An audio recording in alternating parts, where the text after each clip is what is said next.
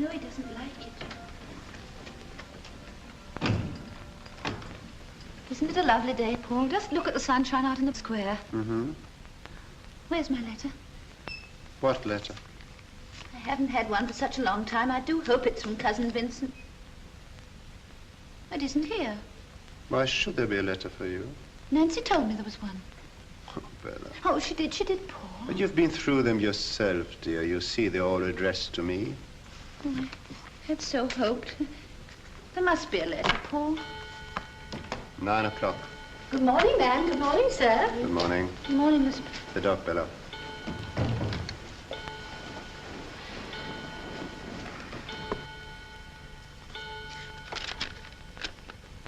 I'm sorry, Tilly.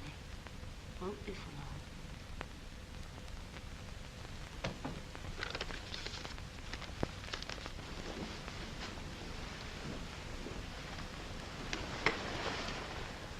I will read from the 127th Psalm.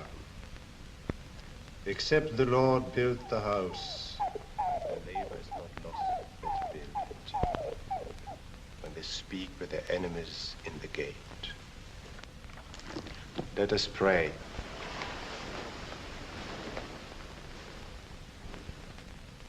Pimlico Square I was after. Oh, number 14's the only empty house in the square, I'm afraid. We are the sole agents. My pipe worrying you? Oh, not at all.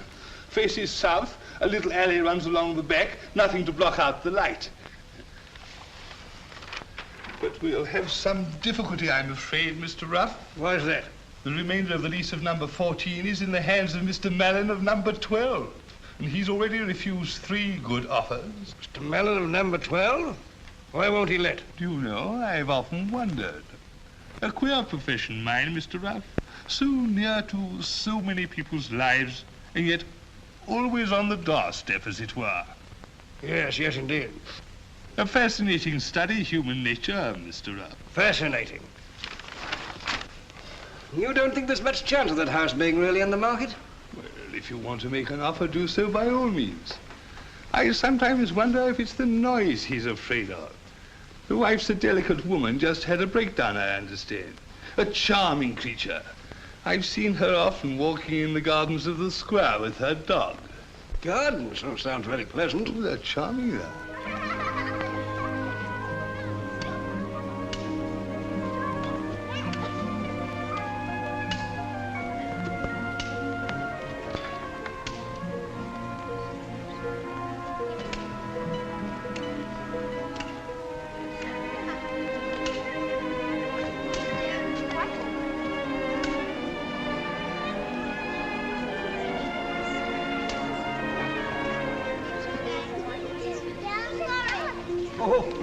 I wonder how that happened, eh?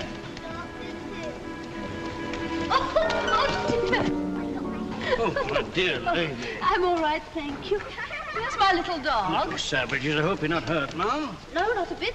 Oh, you come and sit down over here. Oh, no, I'm all right. Oh, you can't possibly tell if you're hurt until you've had time to think it over. Doesn't matter so much when you've soft bones like those little rascals. I've a good mind to go and complain to the nurses. Oh, it wasn't their fault. It was quite a... Oh, thank you. That is kind of you. Fond of children, I see. Got any of your own? No. I must go. Well, you haven't counted all your bones yet. Oh, don't worry about me. I'm old enough to be a father. They're not what they used to be. Who aren't? Children. Oh. I should be ashamed if I couldn't bowl a better hoop than that, wouldn't you? I never bothered about hoops. I was brought up in the country. So was I. Whereabouts? Devonshire. Devonshire? What part? I lived with some cousins near Exmouth. I know Exmouth very well. I wonder if I've met them. Their name was Ullswater. Well, don't go yet. I was just getting interested. Wait, what? Are you in the collar? Stop it, you rude little boys. It's disgraceful. Oh, how dare you! Poor little Dimbles. I'd like to give them a taste of Devonshire. Yes, a grass bank to roll down and some nice clean mud. Well, thank you for being so kind. Toy shop. I beg your pardon. Something those little objects to play with. There is a toy shop across the road.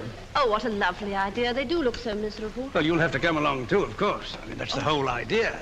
Must have a woman about where brats are concerned, you know. I mean, they'd run a mile if I were to so much as call to them to come. I'd love to see them enjoy themselves, but... Well, what's to stop you? My husband is out and he won't be back till tea time. Then you'll be back in time to have it with him. I don't want to be silly, but I don't know you. Oh, this is charity, ma'am. That blows convention out of the window. Hey! Yes, I mean you children out there in the street. Come along, don't be afraid. I've got something for you.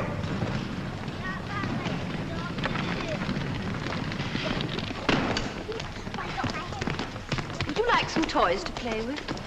It is such a shame you can't go into the square, and this gentleman thought that... Well, there's a toy shop over there. Tops, if you like, or hoops. Do let's go across, shall we?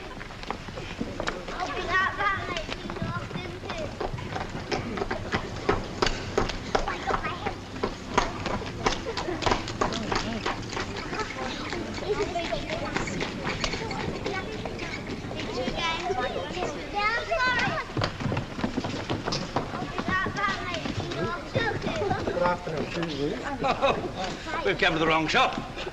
Buns and ice cream are what they want. Do you think we should? Nonsense. Make 'em all sick. Do 'em a world of good. Well, you know what you want, don't you? Come on in. Here we are. Help yourselves. Blimey, look at them lovely tarts. Plenty more. Anything you like, in reason. That's right. Bella.